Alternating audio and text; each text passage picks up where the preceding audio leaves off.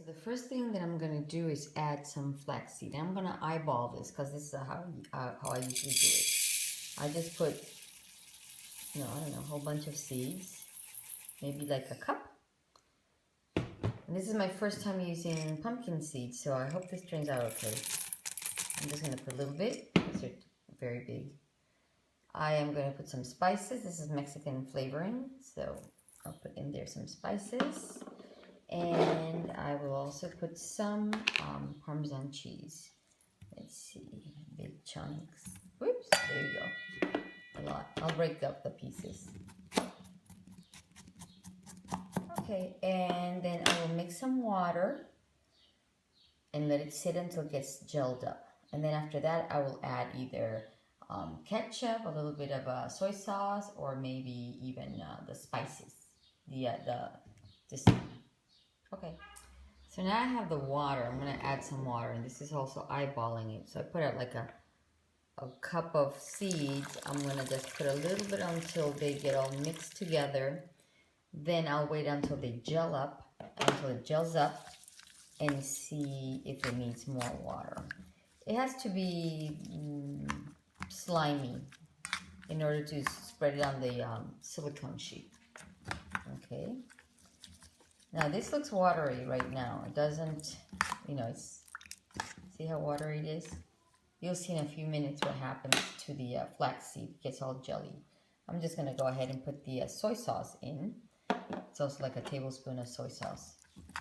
And just let it sit, I don't know, 15, 20 minutes. Just go do something else and come back, okay? Meanwhile, I just preheated the oven, very low setting. Probably like, I don't know, 90 Celsius. By the way, I also forgot, I think I'm going to add a little bit of chia seeds. Okay. And mix it up. And then wait. Okay, so now it's been several minutes. Look how gooey and thick it is. Okay, now this is a little too thick for my liking, so I'm going to put more water, and then just until it's like slimy consistency. Okay, so here's the water. Just a little bit and see what happens. Okay, where's the spoon? Okay, so I've mixed it a little bit, and now it's a little bit more consistent. It has more consistency. Okay, so now it's ready. Now I pour it in my silicone sheet. No oil, nothing. Just on my baking sheet and the silicone pad. And there it goes. See? Now you just spread it.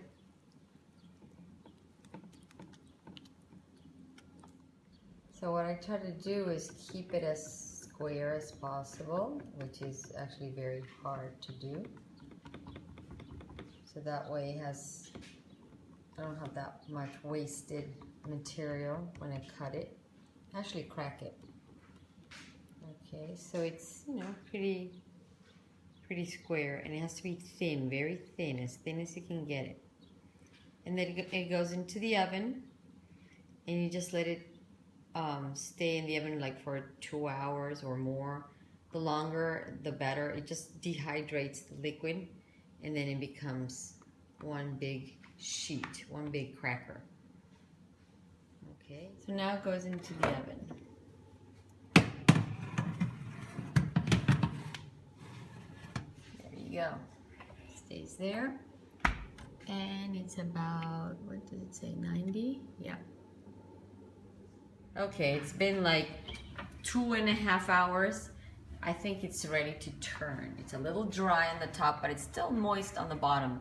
So I'm just gonna pull it out. I'm going to try to flip it around on the baking sheet.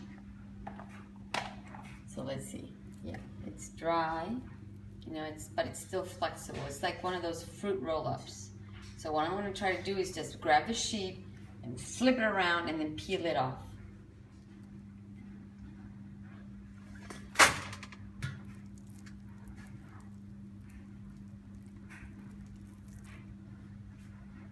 go. Now it's still wet here, so ooh, it's very sticky actually.